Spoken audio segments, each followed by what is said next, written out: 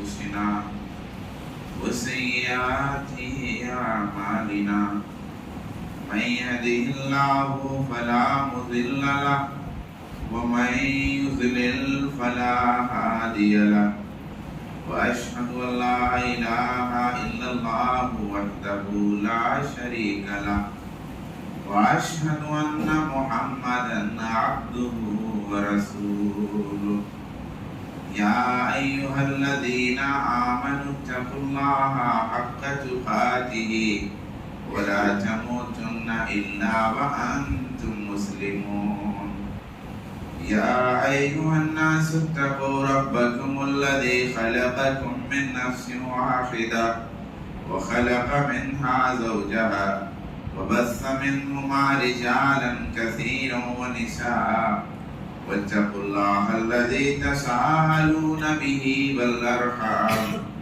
إن الله كان عليكم رقيبا يا أيها الذين آمنوا اتقوا الله وقولوا قولا سديدا يصلح لكم أعمالكم ويغفر لكم ذنوبكم ومن يطع الله ورسوله فقد فاز فوزا عظيما أما بعد فإن خير الحديث كتاب الله وخير الهدي هدي محمد صلى الله عليه وآله وسلم وشر الأمور محدثاتها وكل محدثة بدعة وكل بدعة ضلالة وكل ضلالة في النار وقد قال الله تبارك وتعالى في كلامه المجيد والفرقان الحميد أعوذ بالله من الشيطان الرجيم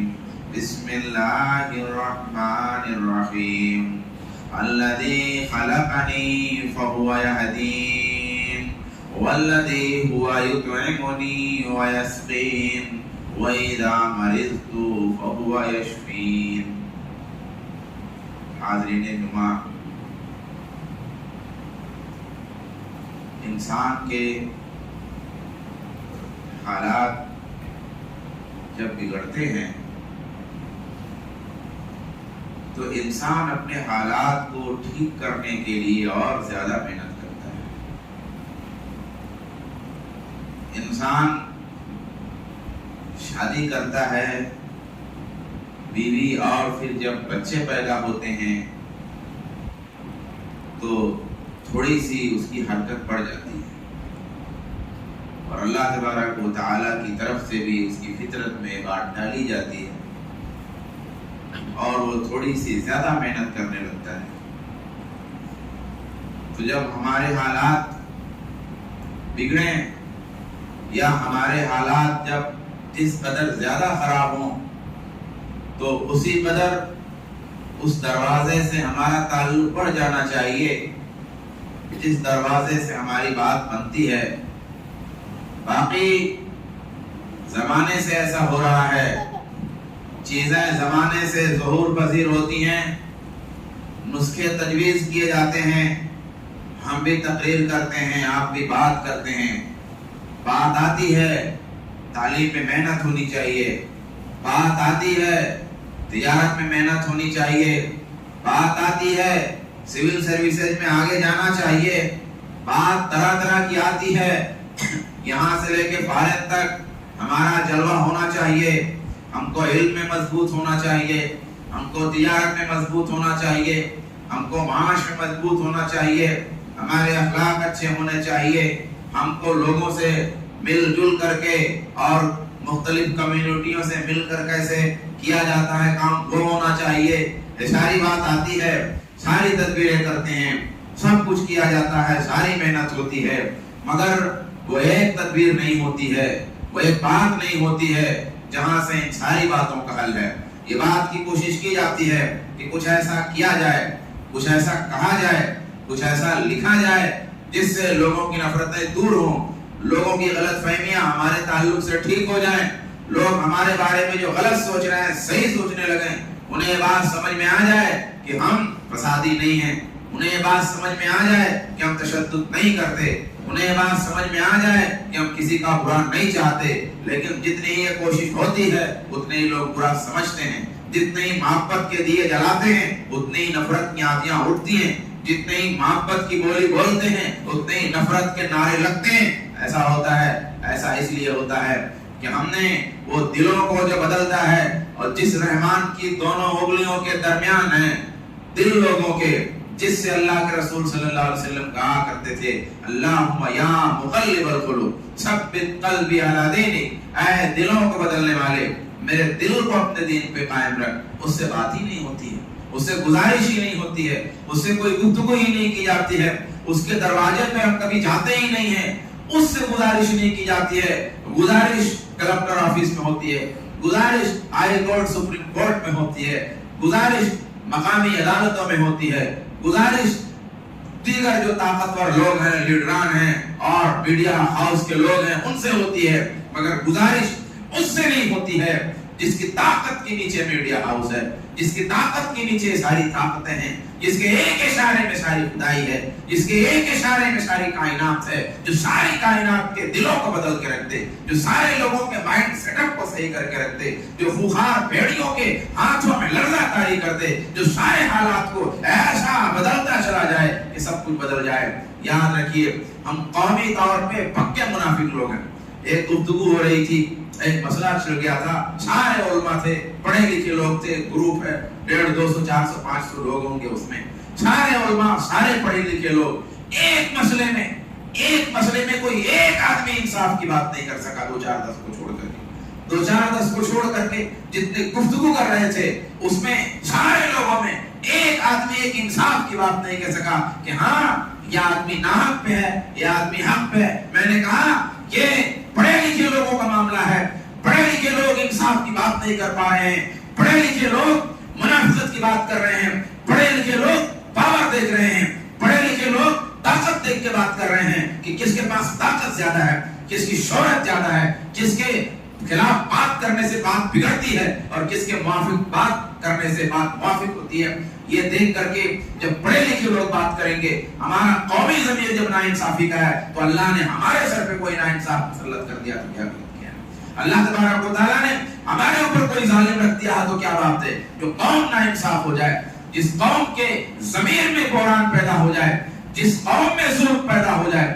آج ہم آپس میں ظلم کرتے ہیں، امید رکھتے ہیں ہم کو کوئی منصف ملے، ہم اپنے پڑوسی کے ساتھ ناانصافی کرتے ہیں، اپنے ساتھی کے ساتھ ناانصافی کرتے ہیں، اپنے رشتہ دار کے اوپر ظلم کرتے ہیں، اپنے ماتحت کے ساتھ عدل کا سلوک نہیں کرتے ہیں، سارے معاملات ہمارے اندر کے بگڑے ہوئے ہیں، مگر ہم یہ چاہتے ہیں کہ ہمارے کورٹ میں جو جج ہو وہ ہمارے ساتھ انصاف کرے، ہمارے اوپر جو حکمراں ہو وہ ہمارے ساتھ ظلم نہ کرے، ہمارے ساتھ انصاف کرے۔ آپ کو جو پاور ملا ہوا ہے، آپ کو جو طاقت ملی ہوئی ہے، آپ کو جو اختیار ملا ہوا ہے، اپنے اختیار میں، اپنی دوری میں، اپنی طاقت میں آپ کتنا انصاف کرتے ہیں؟ اور جب یہ ساری قوم اور یہ سارے لوگ اپنے گھروں میں انصاف نہیں کرتے، اپنے اسکولوں میں انصاف نہیں کرتے، اپنے مدرسوں میں انصاف نہیں کرتے، اپنی مسجدوں میں انصاف نہیں کرتے، اپنے پڑوسیوں میں انصاف نہیں کرتے، اپنی کمیونٹی میں انصاف نہیں کرتے، تو یہ بات کی امید کیوں رکھتے ہو؟ جس کا خون ہمارا خون نہیں ہے، جس کا عقیدہ ہمارا عقیدہ نہیں ہے، جس کا نظریہ ہمارا نظریہ نہیں ہے، جس کی سوچ ہماری سوچ نہیں ہے، جس کی کتاب ہماری کتاب نہیں ہے، جس کا رسول ہمارا رسول نہیں ہے۔ اے ٹو زیڈ عقیدہ الگ، فکر الگ، نظریہ الگ، خیال الگ، خاندان الگ، قوم الگ، رنگ و روپ الگ، کپڑا اور لتا الگ، سارا پہننا اوڑھنا بچھونا کھانا پینا الگ، وہ ہمارے ساتھ کیوں انصاف کرے؟ اس کی امید کیوں رکھتے ہیں؟ اس لیے جو حل ہونا چاہیے وہ حل اس دروازے پہ ہے، اس دروازے سے دور ہے، اس دروازے پہ کوئی دستک نہیں ہے، سارا معاملہ خود ہی حل کر لینا چاہتے ہیں جب، تو پھر حل کیجئے، حل کیجئے۔ 70 سال سے حل کر رہے ہیں بھائی، 70 سال سے حل کر رہے ہیں، اس کے اور پیچھے سے حل کر رہے ہیں، حل کیجئے جتنا حل کرنا ہو، جتنی طاقت لگانی ہو لگا دیجئے۔ پڑھائی آپ ڈاکٹر بنا رہے ہیں، ڈاکٹر بھاگ جا رہی ہے کسی کے ساتھ، آپ انجینئر بنا رہے ہیں، کچھ اور ہو رہا ہے، آپ پڑھے لکھے لوگ بنا کے بھیج رہے ہیں، وہ جا کے بعد اپنی کمائی کرنے لگتے ہیں، کسی کو کوئی فکر نہیں ہے۔ شہر میں 4 لوگ اونچے تعلیم یافتہ ہو گئے، ان کو اپنی کوٹھی بنانے، اپنے آپ کو اونچا کرنے کے علاوہ کوئی فکر ہی نہیں۔ آپ کریے نا جتنا کرنا ہو، آپ جتنا بنانا ہو بنائیے، آپ جتنی محنت کرنا ہو کریے. اللہ کے دروازے میں جب کوئی دستک نہیں ہے جو اس برے کھیل کا مالک ہے, جو اس تماشے پہ سارا اختیار رکھتا ہے, جو اس کائنات کے ایک ایک ذرے کی حکمرانی رکھتا ہے, اس کے دروازے سے جو منہ موڑ کے بیٹھے ہوئے ہو, وہ دیکھ رہا ہے کرو کتنا کرنا ہے, کہاں تک جاتے ہو. جیسے ایک طاقتور آدمی, اس سے گزارش نہیں کی جائے, فوج اس کے ہاتھ میں ہو, کمانڈ اس کے ہاتھ میں ہو, اور چھوٹے چھوٹے لوگ چل بل کر رہے ہوں ادھر ادھر, وہ اونچی بلند مقام پہ دیکھ رہا ہو, اپنی فوجوں کو ہدایت دے رہا ہو, کرنے دو ان کو کیا کر رہے ہیں, دیکھتے ہیں آخر میں. تو کرتے رہیے, جتنا کرنا ہو کرتے رہیے. اللہ تبارک و تعالیٰ کے دروازے سے جو ہمارا تعلق نہیں ہے تو پھر ساری کوششیں کریے, کچھ نہیں کامیاب ہوگا. یہی ہے اصلی نسخہ ہے, یہی وہ اصلی نسخہ ہے. جس نسخے پر نہیں آئیں گے, جتنا چیخنا چلانا ہے چلائیے, جتنا کرنا ہے کریے, جتنی طاقت لگانی ہے لگائیے, کچھ نہیں ہونے والا ہے, کچھ نہیں ہونے والا ہے. اللہ تبارک و تعالیٰ کا جو قانون ہے وہ قانون اٹل ہے, اس قانون کے مطابق سارا کچھ چلے گا. آئیے, مجھے بات کرنی تھی ادب کے موضوع پہ, مگر اب یہ ایک چیز یہ میں نے پیش کر دی, اور وہ ادب کے موضوع پہ جو بات کرنی ہے وہ ہے ادب اللہ کا, وہ ہے ادب رسول کا, اور وہ ہے ادب مخلوق کا. تو تھوڑا سا جڑا ہوا ہے موضوع کہ اللہ تبارک و تعالیٰ کا ادب تو ایک یہی ہے کہ اس کے در سے لگے رہیں, اس کے در سے لگے رہیں, اس کا در نہیں چھوٹنا چاہیے, اس کے دروازے پہ دستک دیتے رہیں, اس کو پکارتے رہیں, اس کو بلاتے رہیں, اس کو مناتے رہیں, اس سے گزارش کرتے رہیں, اس سے لگے رہیں. اس سے ہمارا کنیکشن کمزور نہیں ہونا چاہیے. آج دنیا میں تو ہر آدمی جس سے پاور ہوتا ہے, جہاں طاقت ہوتی ہے گھر میں, وہاں سے جڑا ہوتا ہے. اللہ تبارک و تعالیٰ ہر ذرے کا مالک ہے, اس سے ہم کو جڑا ہونا چاہیے. ہمارا جڑاؤ اس سے کٹے گا, ہم اتنے ہی نیچے جائیں گے. آئیے ادب پہ گفتگو کرتے ہیں. سب سے پہلی چیز تمہیدی باتوں کو چھوڑ کر کے اللہ تبارک و تعالیٰ کے ساتھ ادب, اس کی ایک مثال دیتے ہیں. اللہ تبارک و تعالیٰ نے ارشاد فرمایا, الذی خلقنی فہو یہدین والذی هو یطعمنی ویسقین وَإِذَا مَرِضْتُ فَهُوَ يَشْفِينِ. فرمایا وہ ذات وہی ہے جو مجھے پیدا کرتی ہے, فَهُوَ يَهْدِينِ, پھر مجھے رہنمائی دے رہی ہے, وَالَّذِي هُوَ يُطْعِمُنِي وَيَسْقِينِ, وہ ذات جو مجھ کو کھلاتی ہے اور پلاتی ہے, وَإِذَا مَرِضْتُ فَهُوَ يَشْفِينِ, اور جب میں بیمار ہوتا ہوں مجھ کو شفا دیتی ہے. حضرت ابراہیم علیہ السلام نے کہا کہ جس نے مجھے پیدا کیا, جو مجھے ہدایت دے رہا ہے, جو مجھے کھلا رہا ہے, جو مجھے پلا رہا ہے, اور جب میں بیمار ہوتا ہوں تو مجھ کو شفا دیتا ہے. دیکھیے, پیدا کرنے والی ذات اللہ کی کہاں, ہدایت دینے والی ذات اللہ کی, ٹھیک اسی کے مطابق کھلانے والی ذات اللہ کی, بات اسی کے مطابق پلانے والی ذات اللہ کی, بات اسی کے مطابق. تو بیمار کرنے والی ذات کون ہے؟ اللہ کی. شفا دینے والی ذات اللہ کی. لیکن جب بیماری کی بات آئی تو یہ نہیں کہا جس نے مجھے بیمار کیا جو مجھے شفا دیتا ہے. کیا کہا؟ اور جب میں بیمار ہوتا ہوں تو مجھ کو شفا دیتا ہے. جب میں بیمار ہوتا ہوں تو مجھ کو شفا دیتا ہے. یہ نہیں کہا کہ جو مجھے بیمار کرتا ہے مجھے شفا دیتا ہے, کیونکہ شفا دینے والی ذات جو ہے وہی بیمار کرنے والی بھی, تو یہ کہنا چاہیے. یہ نہیں کہا. ادب میں حالانکہ ایسا اگر کہیں تو غلط نہیں ہے, کفر نہیں ہے, غلط بھی نہیں ہے, کچھ نہیں ہے اس میں, لیکن ادب میں کیا کہا کہ جب میں بیمار ہوتا ہوں. کیوں؟ اس لیے کہ ہو سکتا ہے میری بیماری میرے گناہوں کی وجہ سے, میرا دکھ میرے گناہوں کی وجہ سے ہو, میری تکلیف میرے کسی گناہ کو کاٹنے کے لیے آئی ہو, میرے کسی گناہ کا کفارہ ہو, میں نے کوئی گناہ کیا ہو, اس کی جگہ پہ میں توبہ نہیں کر سکا ہوں, اس کی جگہ پہ اللہ نے مجھے بیماری دے دی کہ میرے بندے کا گناہ کٹ جائے, آزمایا, سزا دیا. تو اس لیے کیا کہا کہ جب میں بیمار ہوتا ہوں, بیماری کی نسبت اللہ کی طرف نہیں, تو وہ مجھے شفا دیتا ہے. یہ ادب ہے اللہ تبارک و تعالیٰ. اسی طریقے سے دوسری جگہ اللہ تعالیٰ نے فرمایا, اِذْ يَغْشَى السِّدْرَةَ مَا يَغْشَى مَا زَاغَ الْبَصَرُ وَمَا طَغَى. رسول گرامی صلی اللہ علیہ وآلہ وسلم معراج میں آسمانوں کے اوپر گئے ہیں. اللہ تبارک و تعالیٰ نے اس کا نقشہ کھینچا. کہا اذ یغشی السدرۃ ما یغشی. فرمایا جب بیری کے درخت کو وہ چیز ڈھانپ رہی تھی جو ڈھانپ رہی تھی، ما زاغ البصر وما طغی، نہ نگاہ بھٹکی نہ حد سے آگے بڑھی. بیان نہیں کیا کیونکہ ہم سمجھ نہیں سکتے. کہا جو ڈھانپ رہی تھی بیری کے درخت کو کیا ڈھانپ رہی تھی سمجھ نہیں سکتے. کہا بس جو تھا وہ تھا. کبھی ہم بھی جب کسی کو بیان کرتے ہیں تو ایک مجمل جو وہ تشریح پوچھتا بس کہتے ہیں بس ایسا سمجھ لو کہ کچھ تھا، تفصیل نہیں سمجھ سکتا. اللہ نے بتایا کہ بیری کو جو چیز ڈھانپ رہی تھی اس عالم میں، اللہ کے حضور میں، اللہ کی جناب میں رسول مصطفیٰ محمد عربی صلی اللہ علیہ وآلہ وسلم ہے. چاروں طرف نور ہے، آسمانوں کی سیر ہو رہی ہے، آسمانوں کے جلوے ہیں، چاروں طرف آسمانوں پر اللہ تبارک و تعالیٰ کی قدرتوں کے لاکھوں کروڑوں جلوے ہیں. فرشتوں کی دنیا ہے، جنتوں کی دنیا ہے، اللہ تبارک و تعالیٰ کے کرم کی دنیا ہے. اس دنیا سے کہیں الگ ہے، مخلوقات الگ ہیں، انوار الگ ہیں، تجلیات الگ ہیں، ساری چیزیں الگ ہیں، ساری روشنی ہے، سارے جلوے ہیں. مگر اللہ کی جناب میں چونکہ جا رہے ہیں تو نہ نگاہ ادھر ہو رہی ہے نہ نگاہ ادھر ہو رہی ہے. جلوہ دائیں طرف بھی کیسا ہو، نور بائیں طرف کیسا ہو، کیسی آوازیں ہو، کیسی بھی روشنی ہو، نگاہ ادھر ادھر نہیں ہو رہی. اللہ کی طرف رخ ہے. ما زاغ البصر وما طغی. اللہ کے رسول کی نگاہ نہ حد سے آگے بڑھ رہی ہے نہ تجاوز کر رہی ہے. امام ابن القیم فرماتے ہیں ان ھذا وصف لادبہ فی ذلک، یہ آپ کے ادب کا بیان ہے. اذ لم یلتفت جانبا ولا تجاوز ما رآہ، کہ کسی جانب پلٹے نہیں رسول گرامی صلی اللہ علیہ وآلہ وسلم. یہ اللہ کا ادب ہے، اللہ کے رسول صلی اللہ علیہ وسلم کا ادب. اللہ تبارک و تعالیٰ نے قرآن پاک میں فرمایا لا تجعلوا دعاء الرسول بینکم کدعاء بعضکم بعضا. فرمایا تم جیسے آپس میں ایک دوسرے کو پکارتے ہو، رسول گرامی کو اس طرح آواز مت دو.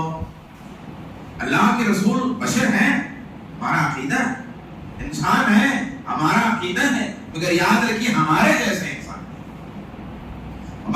انسان ہونے اگر آپ کہتے ہیں تو اس کا مطلب یہ ہے کہ آدم کی اولاد ہونے میں ہمارے جیسے، مگر آپ کا اخلاق، آپ کا مرتبہ، آپ کی شان، آپ کا وقار، آپ کی عزت سب کچھ الگ ہے.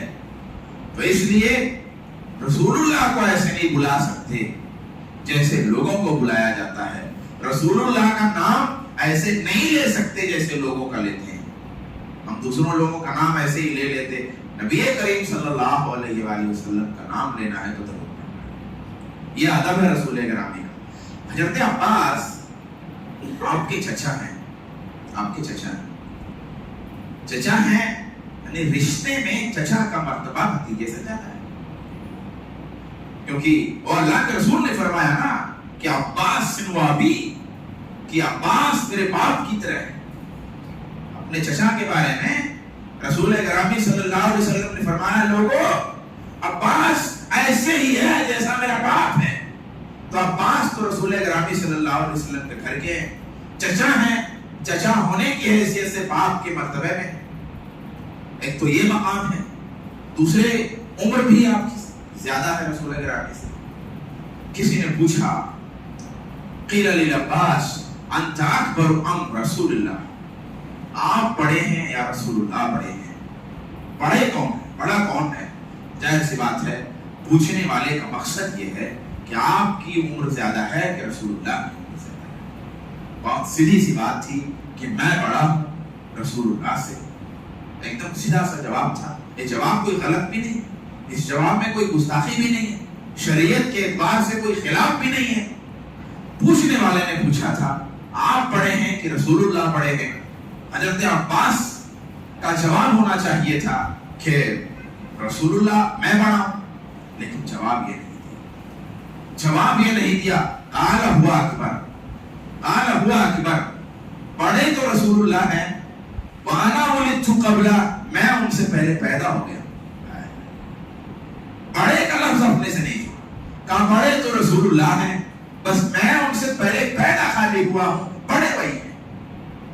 بڑے ہونے کا لفظ اپنے سے نہیں جوڑا, یہ ادب ہے.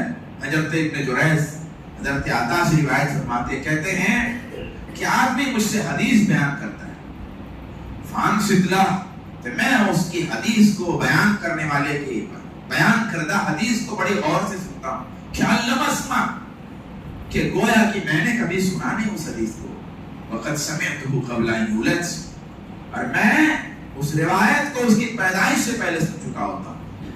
حدیث پاک کوئی بیان کرتا ہے, میں اس کی بیان کرنے والا جب حدیث بیان کرتا ہے, میں حدیث ایسے سنتا ہوں جیسے دیکھنے والے کو ایسا لگتا ہے کہ میں پہلی بار سن رہا ہوں, حالانکہ میں اس بیان کرنے والے کے پیدا ہونے سے پہلے وہ حدیث سن چکا ہوتا ہوں. یہ ادب ہے رسول اکرم صلی اللہ علیہ وسلم کا اور آپ کی حدیث کا. آخر میں مخلوق کے ساتھ ادب کیسا ہونا چاہیے, ہمارا سلوک کیسا ہونا. ایک اشارے ہیں سمجھنے والے کے لیے, اشارہ میں بہت سی باتیں ہیں, باقی پورا دفتر ہی اگر الٹ دیا جائے, میرے اندر آپ کے اندر اگر عمل نہ آئے تو دفتر الٹنے کا کوئی فائدہ نہیں. مخلوق سے ادب کی ایک مثال دیتا ہوں, پہلے ایک آیت پڑھتا ہوں. اللہ تبارک و تعالی نے فرمایا, وقال یا ابتی ھذا تأویل رؤیایا من قبل قد جعلها ربی حقا وقد احسن بی اذ اخرجنی من السجن وجاء بكم من البدو من بعد أن نزغ الشيطان بيني وبين إخوتي إن ربي لطيف لما يشاء إنه هو العليم الحكيم. حضرت یوسف فرما رہے ہیں, وقال یا ابتی ھذا تأویل رؤیا, اے میرے ابا جان, یہ میرے خواب کی تعبیر ہے, من قبل, جو اس سے پہلے میں نے آپ کو بیان کیا تھا. قد جعلها ربی حقا, اللہ نے آج وہ خواب میرے لیے سچ کر دیا. وقد احسن بی, میرے ساتھ احسان کیا. اذ اخرجنی من السجن, جب مجھے جیل سے نکالا. وجاء بکم من البدو, اور آپ لوگوں کو دیہات سے لا کے میرے پاس کر دیا. من بعد ان نزغ الشیطان بینی و بین اخوتی, بعد اس کے کہ شیطان نے میرے اور میرے بھائیوں کے درمیان اختلاف پیدا کر دیا. ان ربی لطیف لما یشاء انہ هو العلیم الحکیم. حضرت یوسف علیہ السلام نے یہ خواب دیکھا تھا جب 11 جو ہے چاند سورج ستارے سجدہ کر رہے ان کو, اور جب اس زمانے میں سجدہ کرنا تعظیم کے لیے ہوتا تھا, جب وہ سجدہ ہوا مصر میں تو پھر یاد دلایا حضرت یوسف نے کہ بچپن میں جو میں نے خواب دیکھا تھا وہ ستاروں کی سجدہ کا, چاند سورج کی سجدے کا, وہ یہی آپ لوگ ہیں جو میرے بھائی اور آپ لوگ جو کر رہے ہیں میری عزت کے لیے, یہ خواب وہی تھا, اس کا مطلب یہی ہے. پھر بیان کیا کیا, کہا اللہ نے میرے ساتھ احسان کیا. اب جب احسان کی فہرست گنوانی شروع کی تو آپ دیکھیے بھائیوں کا کس قدر خیال ہے, یہ سوچنے کی بات ہے. کہا کہ اللہ نے میرے ساتھ احسان کیا کہ مجھ کو جیل سے نکالا, مجھ کو جیل سے نکالا. اب سوال یہ ہے کہ بھائی جیل سے نکالنا بڑا احسان ہے کہ کنویں سے نکالنا بڑا احسان ہے؟ سب سے پہلے تو کنویں میں تو مرنا تھا, جیل میں تو چلو کھانا مل رہا, پانی مل رہا, کوئی سزا بھی نہیں ہے, خالی جیل میں, نارمل جیل میں تھے, کوئی وہاں کوڑے سے آپ کو جیل میں مارا نہیں جا رہا تھا, جیل میں تھے, بس جیل میں جیسے ہوتے ہیں, کوئی ویسی سزائیں نہیں تھی. تو جیل سے نکلنا بڑا ہے کہ کنویں سے نکلنا, کنویں سے نکلنا. مگر کنویں سے نکلنے والے احسان کو نہیں بیان کیا. کیوں نہیں بیان کیا؟ میرے بھائی سامنے ہیں, جن لوگوں نے کنویں میں ڈالا تھا وہ لوگ سامنے ہیں. آج لوگ کہتے ہیں نا میں منہ پہ کہہ دیتا ہوں, ارے کیا منہ پہ کہہ دیتے ہیں, کیا منہ پہ کہہ دیتے ہیں آپ, کہنے کا طریقہ ہے. میں منہ پہ کہہ دیتا ہوں, میں بہت سچ بولتا ہوں. کہا کہ بیان فرماتے علماء کہ بھائی جنہوں نے کنویں میں ڈالا تھا وہ بھائی سامنے تھے, اس لیے وہ احسان ہی اللہ رب العالمین کا چھوڑ دیا بیان کرنا. اللہ کا وہ احسان ہی بیان کرنا چھوڑ دیا تاکہ اللہ کا وہ احسان بیان کرنے کی صورت میں میرے بھائیوں کی آنکھ نہ جھک جائے، شرمندہ نہ ہو جائے، کیونکہ ایک بار تو شرمندہ ہو ہی گئے، اب دوبارہ کیا ان کو بار بار بیان کر کے وہی چیز یاد دلائے، وہ تو سب ہو ہی گیا، تو وہ احسان چھوڑ دیا جو احسان اللہ نے ان پہ کیا کہ کنویں سے نکالا تھا۔ اس کے بعد کہا وَجَاءَ بِكُم مِّنَ الْبَدْوِ، اور آپ لوگوں کو دیہات سے لے آیا۔